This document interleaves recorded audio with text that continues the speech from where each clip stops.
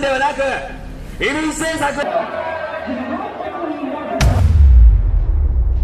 Gila guys, bayangin ya, ada partai kecil di Jepang kemarin cuma punya 1 kursi doang di parlemen, sekarang tiba-tiba dapat 14 kursi baru. Dan parahnya, mereka terang-terangan anti imigran. Pertanyaannya, Jepang bakalan nutup diri atau cuma euforia sesaat? Jadi di video ini aku mau membahas soal kemenangan Partai Sansheito di Upper House Jepang. Kenapa mereka bisa menang segede itu dan dampaknya buat imigran, turis, sampai buat kita yang kerja atau punya rencana kerja ke Jepang.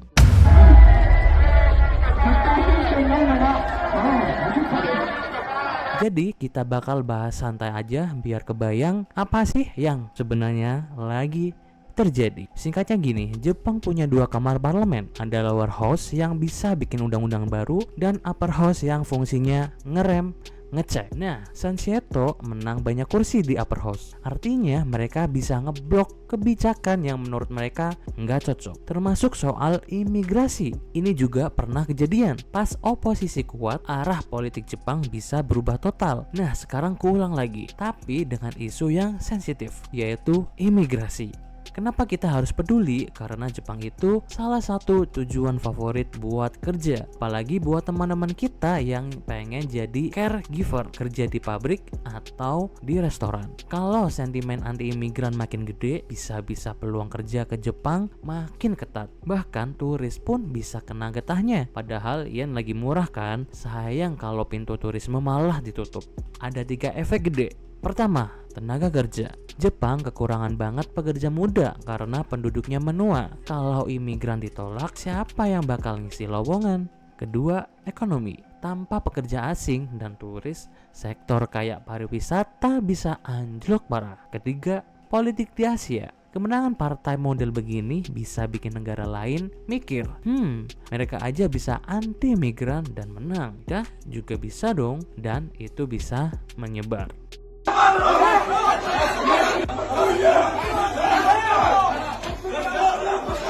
Jujur ya, aku ngerti kenapa orang Jepang ada yang kesel sama turis atau pekerja ilegal. Ada yang bikin onar, ada yang nyebelin. Tapi kalau semua imigran digeneralisir jadi masalah. Wah, itu sih udah pola pikir lama banget ya. Dunia sekarang tuh udah nyambung banget. Kita nggak bisa jalan sendiri-sendiri lagi. Makanya menurut gue solusinya bukan nutup diri, tapi bikin sistem imigrasi yang jelas. Yang masuk harus legal, punya skill, dan bisa adaptasi sama budaya setempat. Jadi nggak ada lagi tuh masalah yang sama berulang. Di ekonomi ada yang namanya dependency ratio. Intinya gini, berapa banyak orang yang kerja dibanding yang nggak kerja, anak-anak sampai lansia contohnya. Nah, Jepang ini udah gawat, yang kerja makin sedikit, yang ditanggung makin banyak. Solusinya cuma 2, punya banyak anak atau buka pintu imigran. Masalahnya Jepang masih setengah hati. Gue pernah ngobrol nih sama teman yang kerja di Jepang sebagai caregiver. Katanya, kita bayar pajak kok, nggak kayak yang mereka pikir kita gratisan. Nah, masalahnya sering muncul nih dari pekerja ilegal atau turis yang bikin ulah. Kasus kayak Johnny Somali itu jadi bahan bakar banget buat partai-partai yang anti-imigran. Dan kampanye mereka ternyata manjur banget. Kalau kalian jadi pemerintah Jepang, mau pilih mana? Buka pintu buat imigran biar ekonomi aman atau jaga ketat biar budaya nggak berubah? Jawaban kalian tulis di komentar ya, nanti aku pengen baca pendapat kalian. Tips praktis buat yang udah kerja atau mau kerja ke Jepang. Pertama, pastikan jalur resmi, jangan lewat calon-calon nakal. Kedua, belajar bahasa sama budaya, ini penting banget biar nggak salah paham. Ketiga, gabung komunitas resmi biar kalau ada kebijakan baru kalian nggak ketinggalan info. Nah, intinya guys, Jepang lagi di persimpangan. Ini bukan buat ditakutin, tapi buat jadi pelajaran kita.